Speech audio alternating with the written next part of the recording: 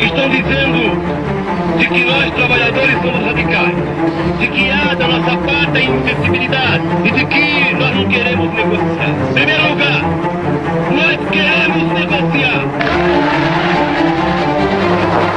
Pensaram que iam acabar com o movimento do ABC e terminou o sindicato. E se esqueceram de que sindicato não é o prédio, mas sindicato é um trabalhador dentro da fábrica, é um trabalhador na fábrica. Jesus Cristo libertou todos os homens com o trabalho de seu sacrifício. Do mesmo modo, toda a classe trabalhadora só será livre oferecendo a Deus o sacrifício de sua luta por melhores condições de vida. Para que o trabalhador não fique esperando cair do céu essa libertação, mas que permaneça unido para conseguir esse dom de Deus, rezemos ao Senhor. Os movimentos grevistas no Brasil têm uma história rica e significativa, sendo fundamentais na luta por direitos trabalhistas e sociais ao longo do tempo, desde as primeiras mobilizações no início do século XX, onde trabalhadores começaram a se organizar em busca de melhores condições de trabalho e salários, até os grandes movimentos nas décadas de 1980 e 1990, que marcaram a redemocratização do país. As greves têm sido uma ferramenta essencial para a classe trabalhadora. Esses movimentos não apenas refletem as demandas por justiça social, mas também evidenciam a capacidade de resistência e organização dos trabalhadores diante de desafios políticos e econômicos. Ao longo das décadas, as greves se tornaram um símbolo de luta e solidariedade entre os trabalhadores brasileiros, moldando o cenário social e político do país.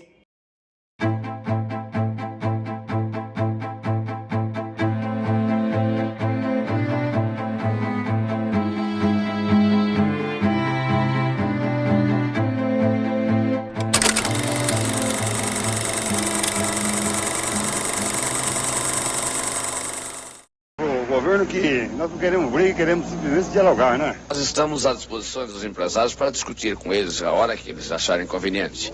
E a volta dos trabalhadores depende dos empresários, não de nós. Tenho a impressão que não existirão grandes problemas, porque os senhores empresários revelaram um acentuado espírito de conciliação quando das reuniões realizadas na residência do ministro Murilo Macedo. Eu não sei, eu acho que talvez o ministro Murilo é que deva indicar o início das negociações, uma vez que ele é o mediador. Já prometi e reitero aqui aquilo que afirmei anteriormente: não haverá represálias, não haverá demissões em massa e serão realmente bem recebidos. A Greve Geral dos Metalúrgicos de 1978 foi parte de um movimento mais amplo que começou a ganhar força no final da década de 1970 durante o regime militar. A classe trabalhadora, particularmente os metalúrgicos, começou a se organizar em respostas às condições de trabalho cada vez mais precárias e à repressão política.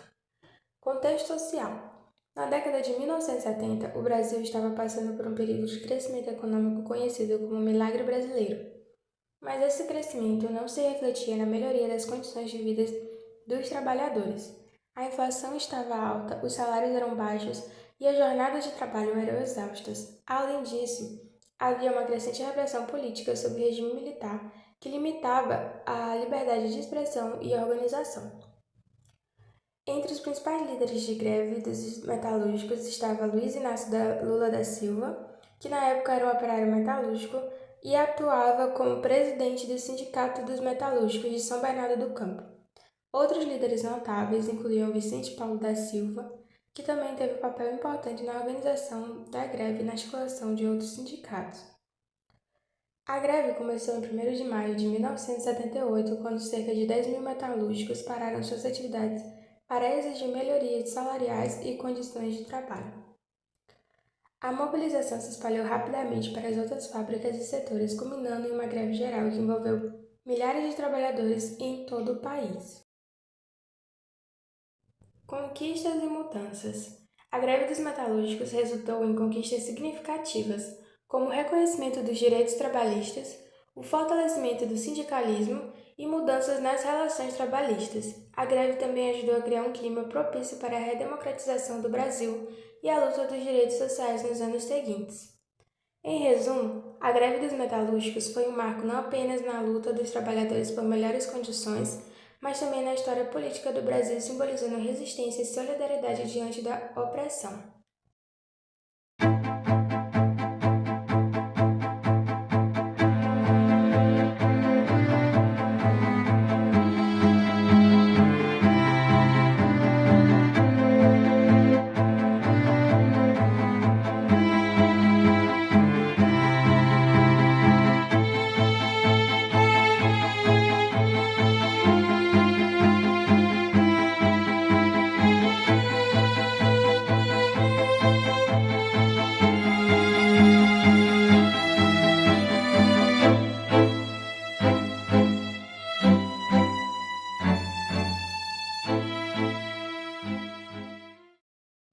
A greve de 1951 foi o mais formidável movimento urbano da história do Maranhão, representando um movimento popular amplo e radical.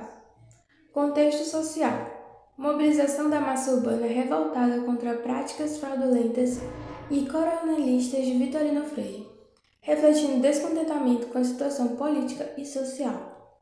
Problema: corrupção e autoritarismo do governo vitorinista, que gerava insatisfação entre trabalhadores e operários. Principais líderes: os líderes do movimento incluíam representantes das classes trabalhadoras e organizadores espontâneos. Como ocorreu? A manifestação se desenvolveu apesar da repressão, com a ira dos trabalhadores sendo crucial. Os rebeldes fecharam o Porto de São Luís, paralisando a cidade em uma greve geral. Conquistas e mudanças. O movimento teve grande repercussão nacional e internacional, transformando-se numa campanha de libertação contra o jugo vitorinista, conhecido como Balaiada Urbana.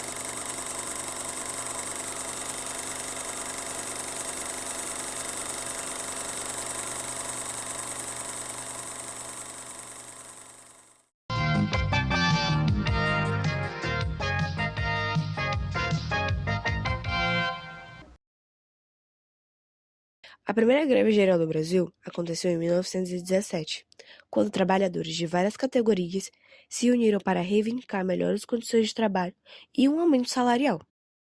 Esse texto vai ser mantido.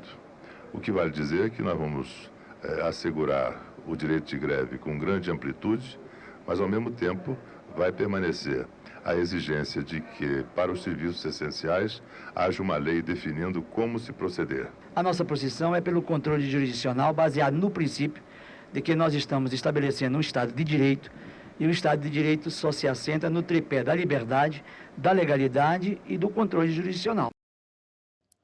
Essa greve foi um marco porque demonstrou a força do movimento operário e inspirou outras mobilizações ao longo do século XX. Ao longo das décadas seguintes, o Brasil vivenciou diversas greves gerais, especialmente durante o período durante repressões políticas e crises econômicas. O texto ele dá responsabilidade aos dirigentes sindicais e à classe trabalhadora de deliberarem qual é o melhor momento de fazer a greve e em torno do que devam fazer a greve. Eu acho que a classe trabalhadora não precisa de tutela, não precisa de governo, não precisa de patrão, não precisa da própria justiça dizer quando é que ela deve fazer greve. Agora falando um pouco sobre conquistas e mudanças, embora a greve geral não tenha conseguido barrar as reformas propostas pelo governo na época, ela teve algumas conquistas significativas, que é a visibilidade das demandas trabalhistas. A mobilização trouxe à tona as preocupações dos trabalhadores em relação às reformas e à precarização do trabalho, fortalecimento da organização sindical, A greve reforçou a união entre diferentes categorias profissionais e centrais sindicais. Impacto político. O volume das manifestações influenciou o debate público sobre as reformas trabalhistas e levando uma maior conscientização sobre os direitos dos trabalhadores.